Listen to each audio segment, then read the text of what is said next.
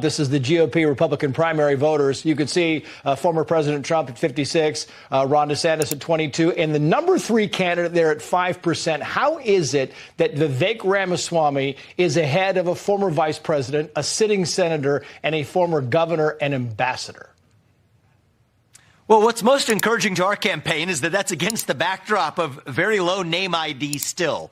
So very little of this country still knows who I am yet. I'm hoping to change that with the start of the debates. What I will say, Trace, is that voters across this country seem to reward someone who's an outsider, who's unafraid to speak their mind actually in the open. And one of the things about me in this campaign is I am unconstrained. I would rather speak my mind freely and honestly at every step and honestly lose the election than to win by playing some political snakes and ladders. But the good news is so far that seems to be the winning strategy, and it's the one we're going to stick to. So it looks like Vivek Ramaswamy is actually making a little bit of a move here. He is now the third guy in the GOP presidential race.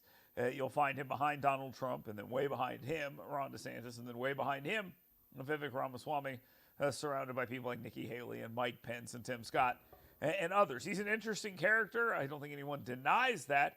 He's also a pretty good interview because he doesn't take the crap of the American media, something the two guys above him are famous for.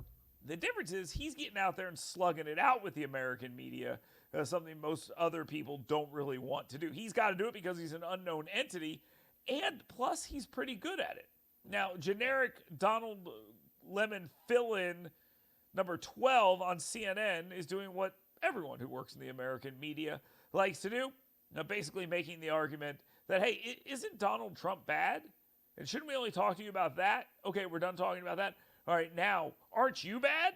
And this is what she's trying to do in her latest interview, where she tries to make it clear that Donald Trump is the absolute worst and should be stopped, even though she's helping him every step along the way. They finally get to a little bit of a conversation about something that matters, and that's birthright citizenship. Something people have a big problem with because it entices people to come into this country illegally. Vivek Ramaswamy, he says, no. I don't like birthright citizenship, and we should probably at least put a pause on it. Well, generic Don Lemon fill-in number 5 says, well, doesn't that make you a hypocrite? Because, again, they have no actual arguments or points or questions, just attacks. So here we go. Let's roll it. He's good at this. We have an influx of migrants across that southern border. 14,000 plus per day by some estimates crossing that southern border. That is not the rule of law. That is the abandonment of the rule of law. So if migrants are coming illegally, intentionally, to be able to establish an illegal toehold in the United States, then I think that that's something that we should not abide in this country. And we should to the say contrary, that I take you that were, issue one step even.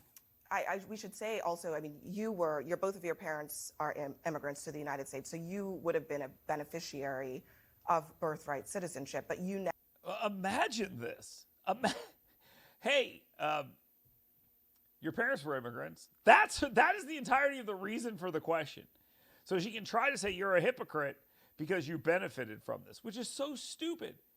But it's also not a question. It's just an attack. It was a setup for an attack to imply that because this guy's parents were immigrants, therefore we should allow them all in. And Vivek Ramaswamy does what he's done in so many other interviews and said, hey, I'm about to call you really stupid and explain why without calling you really stupid.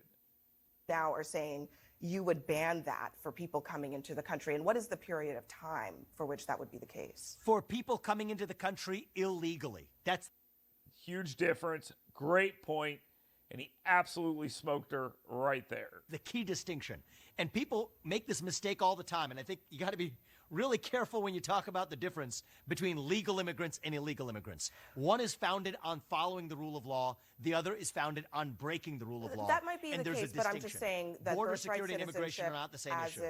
What I'm saying is that birthright citizenship, as it is currently in law, does not make that distinction between whether that person was born to someone legally or not.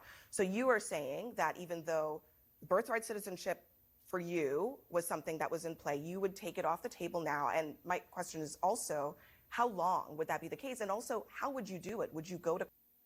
Now, she's implying here that he's like pulling up the rug or the ladder behind him. I think he even mentions that a little bit later. And it's, again, it's an attack. It's not a question. She's trying to continuously make the point that you're an immigrant, you're an immigrant, you're an immigrant. Well, your parents were at least.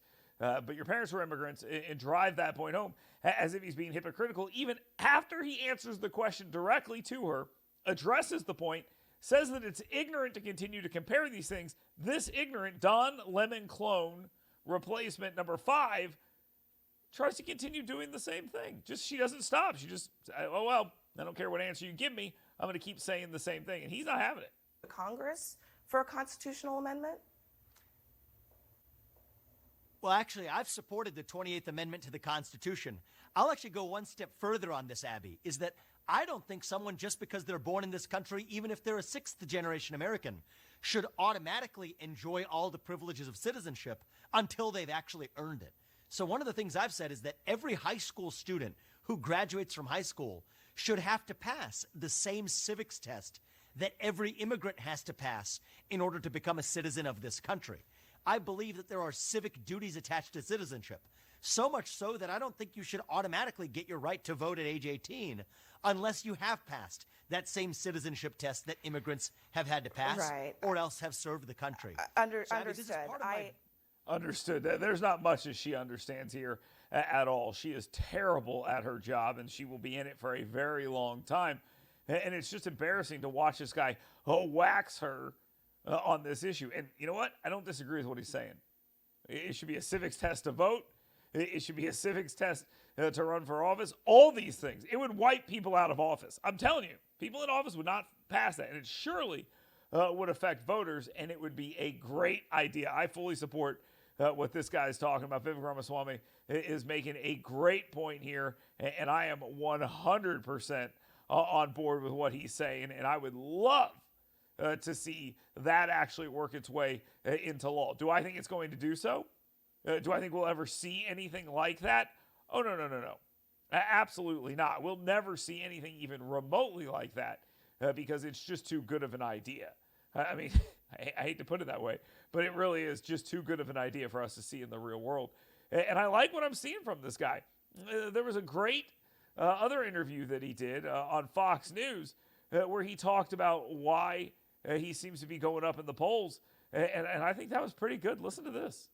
I want to move on to you because you've moved up to number 3, right under Ron DeSantis in the list, because there are a lot of Republicans running. What are you doing right, and how do you get even higher?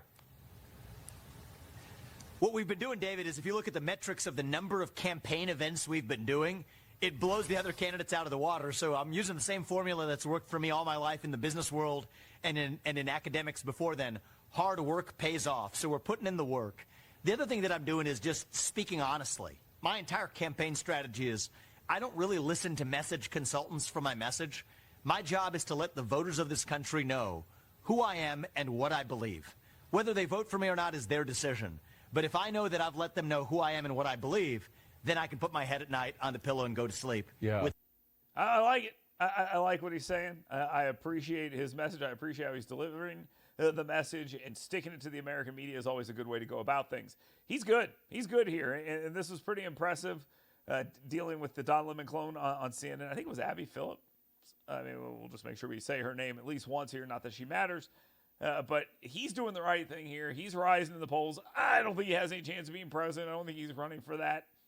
But just pay attention to this guy. He's saying a lot of the right things out there. And you can tell, made the anchors or the anchor on CNN feel very uncomfortable. And anytime you do that, that's a win in my book.